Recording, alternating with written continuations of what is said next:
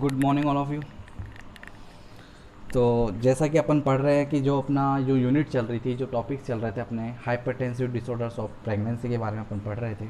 ठीक है, तो इसमें अपना जो कंप्लीट टॉपिक हुआ है कि इसके अंदर मैंने पढ़ाया था, इसमें दो इंपॉर्टेंट चीज़ बताई थी मैंने, प्रीक्लेम्शिया और इक्लेम्शिया के बारे में बताया था। ठीक है, तो अपन ने प्रीक्लेम्शिया अपन ने पढ़ लिया। ठीक है, तो मेरे को इक्लेम्शिया पढ़ाने से पहले मुझे आपको प्रीक्लेम्शिया पढ़ाना ज़रूरी था। तो मैंने उसके बारे में प्रीक्लेम्शिया के बारे में आप बिल्कुल डिटेल से, आप डिस्क्रिप्शन से आपने उसको अच्छे से पढ़ लिया है। उसका मीन समझ लिया कि प्रीक्लेम्शिया का मतलब क्या होता है। कि जैसे आपने पढ़ा कि प्रीक्लेम्शिया का मतलब ये होता है कि ड्यूरिंग द प्रेगनेंसी अगर कोई प्रेग्नेंट लेडी है तो उसके मतलब अगर प्रोटीन की मात्रा बढ़ जाती है, प्रोटीन का जो वैल्यू है वो बढ़ जाती है यूरिन के अंदर और इंक्रीज हो जाती है और हाइपर टेंशन हो जाता है, मतलब ब्लड प्रेशर बढ़ जाता है, उस कंडीशन को क्या बोलते हैं? प्रीक्लेम्शिया बोलते हैं। ये आपने पढ़ा था कि प्रीक्लेम्शिया उसे बोलते हैं। ये भी पढ़ा था इसके बाद में कि जो प्रीक्लेम्शिया होते हैं वो क्या होता है, जो कॉम्प्लिकेशन होते हैं या बोल सकते हैं प्रीक्लेम्शिया क्या होता है, मल्टीपल सिस्टम को क्या करती है, इंक्लूड करती है। जैसे रेस्पिरेटरी को इंक्लूड कर लिया उसने, हार्ट को इंक्लूड कर लिया उसने, जीआईटी को भी इंक्लूड कर लिया उसने, रीनल को भी इंक्लूड कर लिया। वो अलग अलग ऑर्गन्स को क्या कर लेती है, वो मल्टीप्लिकेशन एक तरीके से मल्टीपल डिफेक्टेड होती है, डिजीज इसके अंदर इंक्लूडेड हो जाती है। तो इसके अंदर अपन ने प्रीक्लेम्शिया कंडीशन में देखा था। इसके अंदर जो कॉम्प्लिकेशंस होते थे अपन ने एक चीज़ देखा था, कॉम्प्लिकेशन के अंदर हेल्प सिंड्रोम भी हो रहा था इसके अंदर। अगर हेल्प सिंड्रोम आपने देखा हो तो आपको ये भी याद होगा कि साथ में मैंने ये बताया था कि प्रीक्लेम्शिया अगर सीवियर कंडीशन हो जाती है तो हो जाती है, तो उस कंडीशन के अंदर कौन सी कंडीशन हो सकती है, जो प्रेग्नेंट लेडी है तो उस प्रेग्नेंट लेडी के सीजर्स आना स्टार्ट हो जाते हैं। सीजर्स आना स्टार्ट हो जाते हैं, मतलब कन्वर्जन आना स्टार्ट हो जाता है, फिट्स आना स्टार्ट हो जाता है। वो कंडीशन किसके अंदर कन्वर्ट हो जाएगी?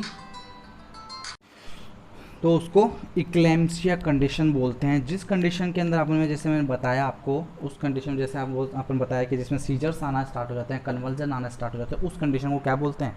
इक्लेम्सिया बोलते हैं। ठीक है ना, तो ये एक तरीके से मतलब एक प्रीक्लेम्सिया का कॉम्प्लिकेशन है। तो ये कंडीशन अपन इसके अंदर देखने का, इसके अंदर इक्लेम्सिया के अंदर कन्वर्ट हो जाते हैं, तो ये कंडीशन बहुत ज़्यादा सीवियर कंडीशन हो जाती हैं।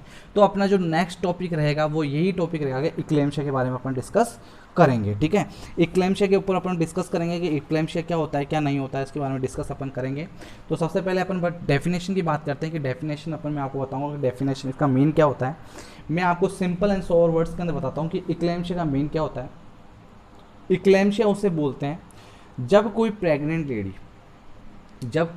लेडी अगर हाइपरटेंशन की कंडीशन हो जाती है, अगर ब्लड प्रेशर 140/80 80 के अबाव चला जाए, या बोलते 140/90 के अबाव चला जाए, कि सिस्टोलिक बीपी 140 के अबाव चला जाए, 90 के अबाव उसका डायस्टोलिक ब्लड प्रेशर चला जाए, कब तक? जब लॉन्ग टाइम के लिए। ऐसा नहीं कि मॉर्निंग में ब्लड प्रेशर हाई था पर इवनिंग में नॉर्मल, ऐसी कंडीशन है लॉन्ग टाइम हो सकता है, 1 मंथ तक बोल सकते हैं अपन, 20 डेज तक बोल सकते हैं, कंटिन्यूस उसका हाइपरटेंशन कंडीशन हो रही तो एक तरीके से क्रोनिक हाइपरटेंशन हो जाएगा। तो ये प्रेगनेंसी के टाइम में अगर हाइपरटेंशन की कंडीशन हो जाती है और साथ में उसको सीजर्स आना स्टार्ट हो जाते हैं, कन्वर्जन आना स्टार्ट हो जाते हैं, फिट्स आना स्टार्ट हो जाते हैं, उस कंडीशन को ही क्या बोलते हैं? उस कंडीशन को इक्लेम्शिया बोलते हैं। क्या बोलते हैं उसको? इक्लेम्शिया बोलते हैं। इक्लेम्शिया उसे बोलेंगे, eclampsia is defined as the during the pregnancy is the hypertension and the seizure, साथ में विद ए सीजर, सीजर के साथ साथ मतलब हाइपरटेंशन कंडीशन में बढ़ रही है और सीजर्स भी आ रहे हैं, उसको फिट्स आ रहे हैं, उस कंडीशन को ही क्या बोलते हैं? इक्लेम्शिया बोलते हैं। इक्लेम्शिया जो होता है वो प्रीक्लेम्शिया का क्या होता है? कॉम्प्लिकेशन होता है, बहुत ही सीवियर कॉम्प्लिकेशन होता है। जब प्रीक्लेम्शिया की कंडीशन बढ़ जाती है, सीवियर कंडीशन हो जाती है, जिसके अंदर प्रोटीन का लेवल बढ़ जाता है, हाइपरटेंशन का लेवल बढ़ जाता है, जिसमें मैंने बताया था इसकी मल्टीपल सिस्टम जो होते हैं इसके अंदर इंक्लूड होते हैं। वो मल्टीपल सिस्टम इंक्लूड होने से मल्टीपल ऑर्गन्स के ऊपर इफेक्ट पड़ता है। वो मल्टीपल ऑर्गन्स के ऊपर इफेक्ट पड़ने के कारण किसके ऊपर इफेक्ट पड़ता है? वो ब्रेन के ऊपर इफेक्ट करता है, जिसमें एबनॉर्मल एक्टिविटीज करना स्टार्ट कर देता है, जिससे क्या होता है? सीजर्स आना स्टार्ट हो जाते हैं, फिट्स आना स्टार्ट हो जाते हैं। जो प्रेग्नेंट लेडी के है तो उसका सीजर्स या फिट्स आना स्टार्ट हो जाता है, साथ में क्या हो जाता है? हाइपरटेंशन कंडीशन हो जाती है। उस कंडीशन को क्या बोलते हैं? उस कंडीशन को इक्लेम्शिया बोलते हैं। तो इसमें डेफिनेशन की बात करेंगे। इसमें फर्स्ट डेफिनेशन मैंने ये बताया था, इसके अंदर देखते हैं पहले तो। The term of the eclampsia is the term eclampsia is drive from Greek word meaning is like a flash of lightning. जो इक्लेम्शिया का जो ग्रीक वर्ड जिससे बना हुआ है, ग्रीक वर्ड से बना हुआ है, उसका लाइक फ्लैश ऑफ लाइटिंग, जैसे लाइट जैसे चमकती है, बिजली जैसे चमकती है वैसे क्या होता है चमकती, जैसे ये क्या होता है, इसका जो ग्रीक वर्ड है जो मीनिंग निकाला है जो इक्लेम्शिया का, like a flash of light, जो फ्लैश करती है, जो लाइट फ्लैश करती है उसी की तरह इसको क्या है, क्योंकि डेवलपमेंट जो होता है इसके अंदर सीजर्स का डेवलपमेंट सडनली आना स्टार्ट हो जाता है, जैसे लाइट अचानक क्या करती है चमकती है, तो उसी तरह से अपनी इसका ग्रीक वर्ड बनाया हुआ है। ठीक है, तो ग्रीक वर्ड क्या है, light like a flash of lighting, जैसे लाइट फ्लैश करती है उसी तरह से क्या करते हैं जो प्रीक्लेम्शिया कंडीशन होती है वो इसी तरह से ग्रीक वर्ड इसका बना हुआ है। ठीक है, नेक्स्ट बात करेंगे अपन preeclampsia when complicated with generalized tonic clonic convulsion and coma is called eclampsia. कि जो प्रीक्लेम्शिया है, प्रीक्लेम्शिया की जो कंडीशन जो कॉम्प्लिकेशंस हो जाते हैं, जो प्रीक्लेम्शिया की जो कॉम्प्लिकेशंस हो जाते हैं जिनके कारण विद में साथ साथ में क्या हो रहा है, जनरलाइज क्या हो रहा है, टॉनिक क्लोनिक सीजर्स हो रहे हैं, क्या हो रहे हैं, टॉनिक क्लोनिक सीजर्स होते हैं। जो टॉनिक क्लोनिक सीजर बहुत क्या होता है, इसके अंदर जो दोनों कंडीशंस होती है ब्रेन के अंदर होती है, दोनों साइड्स के अंदर होती है, जो ब्रेन के अंदर जिसमें क्या होता है पर्सन के अंदर जो क्या कॉन्शियसनेस के अंदर लॉस कर जाता है, मसल स्टिफनेस हो जाती है, जर्किंग मूवमेंट्स आना स्टार्ट हो जाते हैं, उसे टॉनिक क्लोनिक बोलते हैं। जिसमें टॉनिक सीजर्स में क्या होता है, स्टिफनेस आ जाती है, मसल के अंदर स्टिफनेस आ जाती है, और क्लोनिक सीजर्स में क्या होता है, जर्किंग मूवमेंट्स आते हैं या ट्विस्टिंग होना स्टार्ट हो जाती है, वो कंडीशन इसके अंदर इंक्लूड हो जाती है, कन्वर्जन आता है, कोमा हो जाती है, इस called as the eclampsia condition कहलाती है। कि साथ साथ में preeclampsia complication with the generalize of the tonic clonic seizures आना स्टार्ट हो जाते हैं, फिट्स आना स्टार्ट हो जाता है, उस कंडीशन को ही क्या बोलते हैं, इक्लेम्शिया बोलते हैं। क्या बोलते हैं उसको, इक्लेम्शिया बोलते हैं। Eclampsia is a rare but serious condition but that cause seizures during pregnancy. Eclampsia is a severe complication of preeclampsia. जो इक्लेम्शिया है वो रेयर और बट सीरियस कंडीशन है, किसके कारण, seizures during the pregnancy. Pregnancy के दौरान अगर सीजर्स आ रहे हैं, अगर प्रेगनेंसी के दौरान सीजर्स आ रहे हैं और हाइपरटेंशन की कंडीशंस हो रही है, तो उसे क्या बोलते हैं, इक्लेम्शिया बोलते हैं। क्या बोलते हैं उसको, इक्लेम्शिया बोलते हैं। Eclampsia is a severe complication of preeclampsia. Preeclampsia का सीवियर कॉम्प्लिकेशन जो होता है, वैसे मैंने आपको हेल्प सिंड्रोम में बताया था, पर इसके अंदर क्या होता है, इक्लेम्शिया भी क्या होता है, इक्लेम्शिया भी बहुत सीवियर कंडीशन या सीवियर कॉम्प्लिकेशन होता है। ठीक है, आपको डेफिनेशन समझ में आ गई। नेक्स्ट बात करते हैं अपन इंसिडेंस की बात करेंगे। तो इंसिडेंस की बात करते हैं तो अपन इंसिडेंस जो इक्लेम्शिया कंडीशन जो इंसिडेंस है उसमें की जो इंसिडेंस है, it is the more common in primary gravida 75%। की जो प्राइमरी ग्रेविडा होती है उसके अंदर 75% के चांसेज होते हैं प्रेगनेंट जो होते हैं इक्लेम्शिया कंडीशंस के। इंसिडेंस देखा, इसका रेशियो निकाला तो 70% जो पाया जाता है इक्लेम्शिया कंडीशन वो प्राइमरी ग्रेविडा के अंदर पाया जाता है। कौन सी प्राइमरी, जो फर्स्ट टाइम जो प्रेग्नेंट होती है उनके अंदर एक कॉमन 75% होता है। कितने परसेंट होता है, 75% होता है।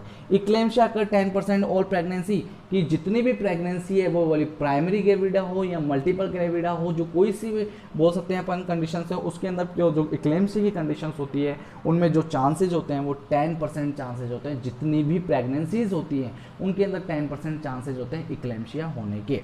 ठीक है, नेक्स्ट थर्ड वन बात करते हैं कि eclampsia is third leading cause of maternal mortality but after thromboembolism. जो इक्लेम्शिया है वो third leading cause of maternal mortality, maternal mortality की जो रेट बढ़ाता है उसमें थर्ड कॉज कौन सा है, इक्लेम्शिया है, जो आफ्टर द थ्रोम्बोएम्बोलिज्म। अगर मान लो किसी पेशेंट के थ्रोम्बोएम्बोलिज्म में थ्रम्बस बन जाता है, एम्बोलस बन जाता है, उसके बाद जो कंडीशंस होती है, जो इक्लेम्शिया की कंडीशंस हो जाएगी, तो इक्लेम्शिया के जो थर्ड कॉजेज माना जाएगा जो मैटरनल मोर्टिलिटी के लिए, जो कौन सा कॉज है, इक्लेम्शिया माना जाता है। Eclampsia affect about 1 in year 200 womens with the प्रीक्लेम्शिया।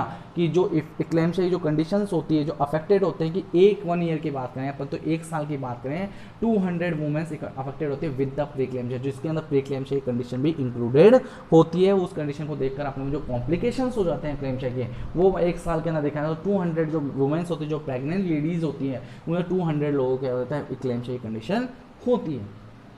समझ में आ गया यहाँ तक। नेक्स्ट बात करेंगे, ईटियोलॉजी की बात करते हैं।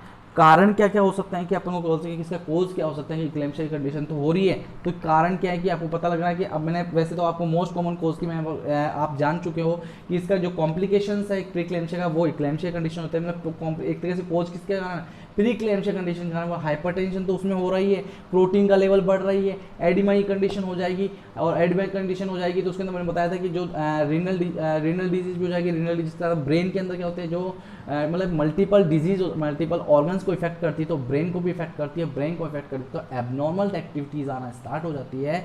एबनॉर्मल एक्टिविटीज स्टार्ट हो जाती है तो क्या होना स्टार्ट हो जाते हैं, इक्लेम्शिया कंडीशन हो जाती है। किसकी कंडीशन होती है, इक्लेम्शिया कंडीशन हो जाती है। तो उसके कारण एक तरीके से कोज अपन बोल सकते हैं, कॉम्प्लिकेशंस है इक्लेम्शिया का। तो इसके अंदर etiology, exact etiology is unknown. आप पर्टिकुलर इटियोलॉजी नहीं बता सकते हैं कि आपको एग्जैक्ट इटियोलॉजी आपको पता नहीं है कि किसके कारण क्या होता है इक्लेम्शिया कंडीशन हो रही है। More common in previous hypertension disease, अगर मान लो किसी पेशेंट है जो प्रेग्नेंट लेडी है, पहले से उसका हाइपरटेंशन की कंडीशन की अगर मान लो कंप्लेंट हो, आपने बोला कि चीफ कंप्लेंट आपने किया या बोलता है प्रेजेंट हिस्ट्री आपने ली, तो बताया कि हाइपरटेंशन कंडीशन ऑलरेडी है उसके पास, मेडिकल हिस्ट्री आप चेक करोगे कि मेरे hypertension already for last 5 year से मेरे कंटिन्यूस हाइपरटेंशन कंडीशन हो रही है, तो उसको चांसेज होंगे, जब प्रेग्नेंट लेडी होगी तो उसको चांसेज होंगे हाइपरटेंशन होने के। तो उसके अगर प्रीवियस अगर हाइपरटेंशन कंडीशन हो रही है तो कॉमन है कि उसकी इक्लेम्शिया कंडीशन भी हो सकती है, इक्लेम्शिया हो सकती है, हाइपरटेंशन कंडीशन भी हो सकती है। या बोल सकते हैं कि हाइपरटेंशन की डिजीज के कारण, वो कार्डियक डिजीज के कारण बोल सकते हैं, या जो हाइपरटेंशन की प्रॉब्लम के कारण भी इक्लेम्शिया हो सकता है। Failure to the placentation, placentation मतलब प्लेसेंटा जो अटैचमेंट होता है, प्लेसेंटेशन जो डेवलप होता है प्रॉपर्ली होता है, वो क्या होता है एक तरीके से फेल हो जाए तो उसके कारण भी क्या हो सकता है, उसके कारण भी इक्लेम्शिया की कंडीशन हो सकती है। ठीक है, तो ये इटियोलॉजी था। नेक्स्ट बात करेंगे अपन टाइप्स ऑफ द इक्लेम्शिया की बात करेंगे कि कौन कौन से टाइप्स होते हैं इक्लेम्शिया के, उसके बारे में अपन डिस्कस करते हैं। फर्स्ट जो टाइप होता है वो होता है एंटीपार्टम इक्लेम्शिया। कौन सा होता है, एंटीपार्टम इक्लेम्शिया होता है। उसके एंटीपार्टम जो इक्लेम्शिया होता है वो कौन कौन सा ये होता है, 50% प्रेग्नेंट लेडीज होती है उनमें 50% के अंदर क्या होता है एंटीपार्टम इक्लेम्शिया होता है। ठीक है, अपन टाइप्स की बात कर रहे हैं कि इक्लेम्शिया कितने टाइप्स के होते हैं। तो फर्स्ट टाइप है कि एंटीपार्टम इक्लेम्शिया, जो प्रेग्नेंट लेडीज होती है उनमें जो एंटीनेटल जो होती हैं, उनके एंटीनेटल बोल सकते हैं अपन, जो बोलते हैं एंटीनेटल जो प्रेग्नेंट लेडीज होती है, जो एंटीनेटल मदर्स होती है, एंटीपार्टम जो मदर्स होती है, उनके अंदर 50% क्या होता है इक्लेम्शिया की कंडीशन होती है। तो conversion occur before the onset of labour, labour start होने से पहले अगर जो कंडीशंस होती है लेबर स्टार्ट होने से पहले, कि लेबर स्टार्ट नहीं हुआ है, डिलीवरी स्टार्ट नहीं हुई है, ओनली फॉर क्या है वो लेडी प्रेग्नेंट है, वो 5 मंथ की भी हो सकती है, 6 मंथ की भी हो सकती है। तो इसमें अगर onset of the labour before the, just उसके पहले बोल सकते हैं कि डिलीवरी होने से पहले या लेबर स्टार्ट होने से पहले जस्ट अगर मान लो कोई कन्वर्जन आ जाता है, उसे बोलते हैं एंटीपार्टम इक्लेम्शिया बोलते हैं। क्या बोलते हैं उसको, एंटीपार्टम इक्लेम्शिया। अगर मान लो कोई लेडीज प्रेग्नेंट लेडी है, उसके onset of labour, labour start होने से पहले, उसके जस्ट पहले अगर फिट्स आना स्टार्ट हो जाते हैं, कन्वर्जन आना स्टार्ट हो जाते हैं, सीजर्स आना स्टार्ट हो जाते हैं, उस कंडीशन को क्या बोलते हैं, एंटीपार्टम इक्लेम्शिया बोलते हैं। क्या बोलते हैं उसको, एंटीपार्टम इक्लेम्शिया, जो 50% प्रेग्नेंट लेडीज में होता है। तो conversion occurred before the onset of labour, onset of labour से पहले अगर आ रहे हैं तो उस कंडीशन को एंटीपार्टम इक्लेम्शिया बोलते हैं। नेक्स्ट बात करते हैं इंट्रापार्टम इक्लेम्शिया की बात करते हैं। इंट्रापार्टम इक्लेम्शिया मतलब कन्वर्जन कब हो रहा है, first time during the labour, labour के टाइम में फर्स्ट टाइम में जो हो रहा है उस कंडीशन में जो फिट्स आ रहे हैं, फर्स्ट टाइम में जो फिट्स आ रहे हैं। अब देखो यहाँ पर फर्स्ट टाइम फिट्स कहते हैं, जैसे मान लो अगर मान लो ऑनसेट ऑफ द लेबर के जस्ट पहले आ गए तो एंटीपार्टम कहलाएगा नहीं कहलाएगा, कहलाएगा।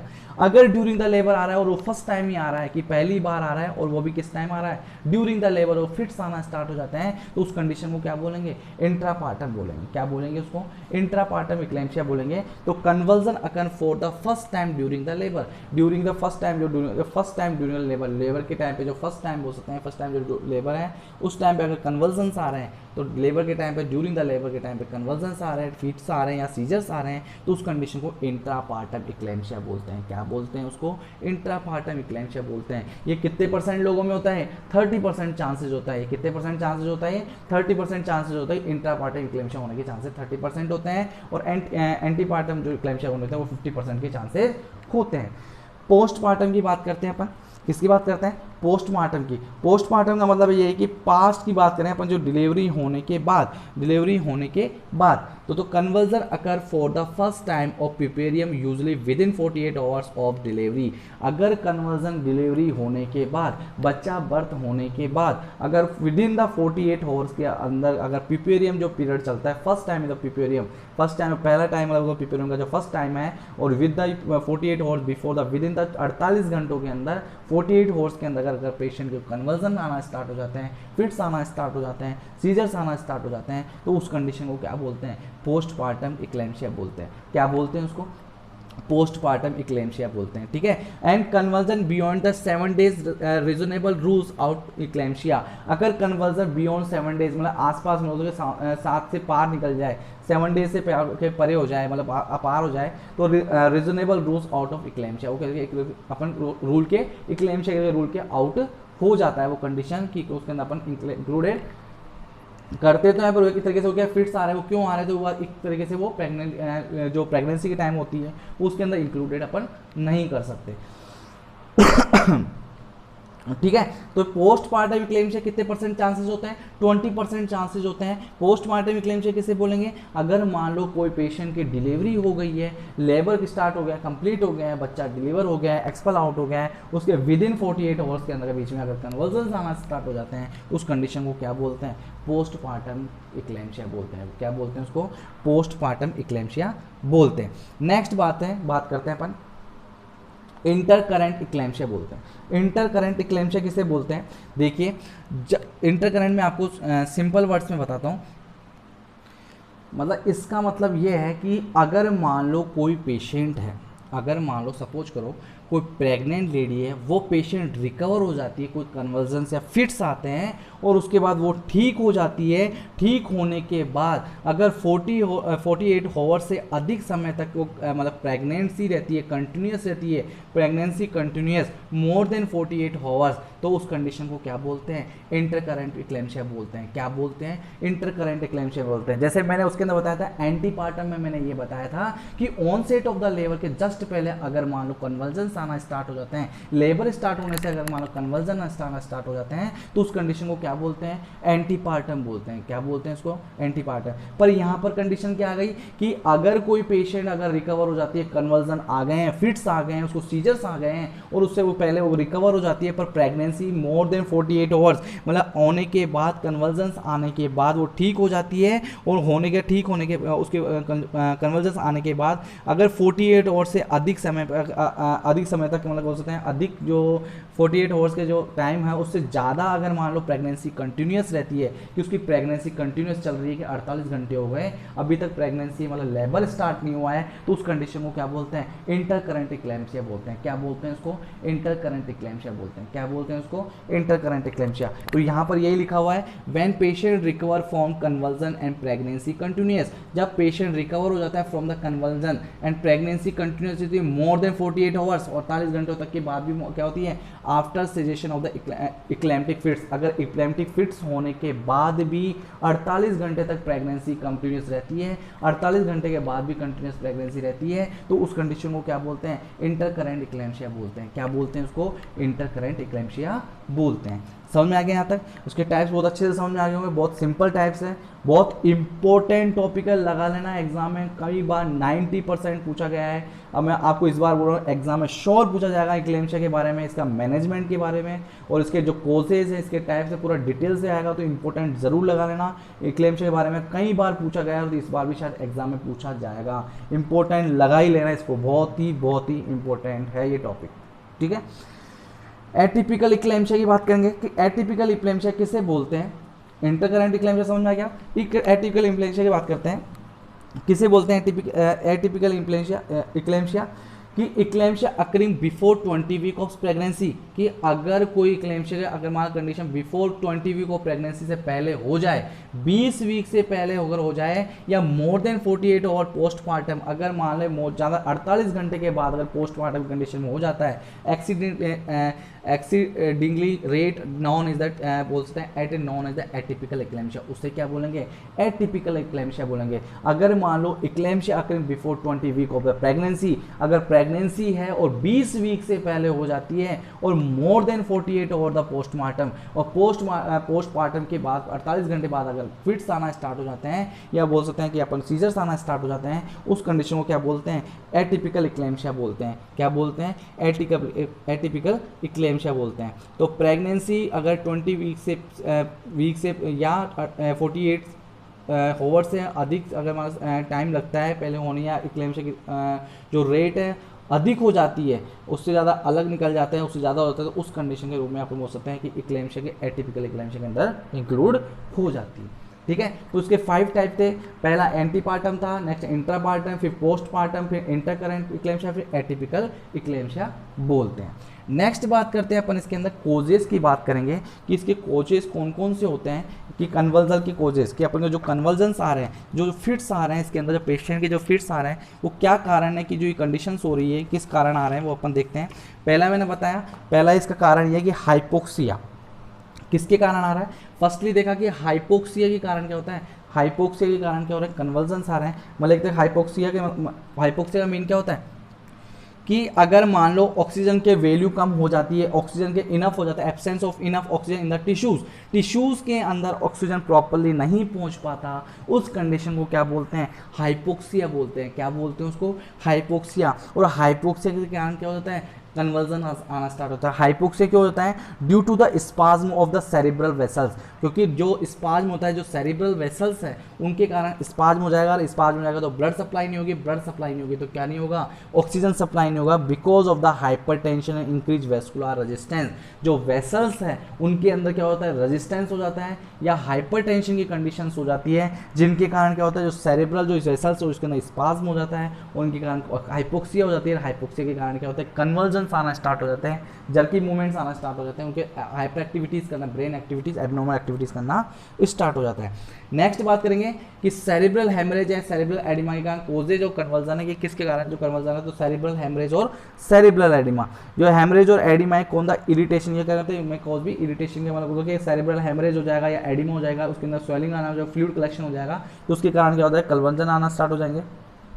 नेक्स्ट है सेरिब्रल डिसअरिथमिया, किसके कारण, cerebral dysrhythmia due to the hypoxia and oedema के कारण क्या हो जाएगा, सेरिब्रल डिसअरिथमिया हो जाएगा। किसके कारण, अगर हाइपोक्सिया की कंडीशन हो गई या एडिमा की कंडीशन हो गई तो उसके कारण क्या होता है, सेरिब्रल डिसअरिथमिया हो जाएगा, जिसके कारण क्या हो जाएंगे, कन्वर्जन्स आना स्टार्ट हो जाएंगे। डिसेमिनेटेड इंट्रावेस्कुलर कोगुलेशन, जिसे DIC के नाम से जानते हैं, disseminated intravascular coagulation in the cerebral micro circulation, मतलब सेरिब्रल जो सर्कुलेशन प्रॉपरली नहीं हो पाता, ब्लड सप्लाई प्रॉपरली नहीं हो पाती, ब्लड नहीं पहुंच पाता प्रॉपरली, न्यूट्रिशन प्रॉपरली नहीं पहुंच पाता है, ऑक्सीजन प्रॉपरली नहीं पहुंच पाता है, उस कंडीशन में क्या होता है, कन्वर्जन आना स्टार्ट हो जाते हैं। ठीक है।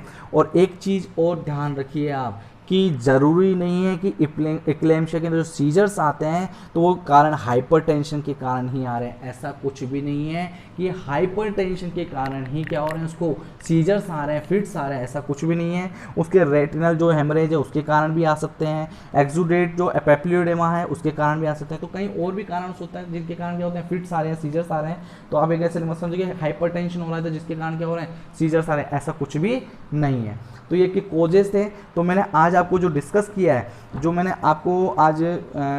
आज डिस्कस किया है वो मैंने आपके इक्लेम्शिया के बारे में बताया कि इक्लेम्शिया क्या होता है, इंसिडेंट्स क्या होते हैं, ईटियोलॉजी क्या होते हैं और टाइप्स कौन कौन से होते हैं, और causes of the conversion, causes जो कन्वर्जन्स है वो किसके कारण आ रहे हैं वो मैंने आपको इसके अंदर एक्सप्लेन किया है।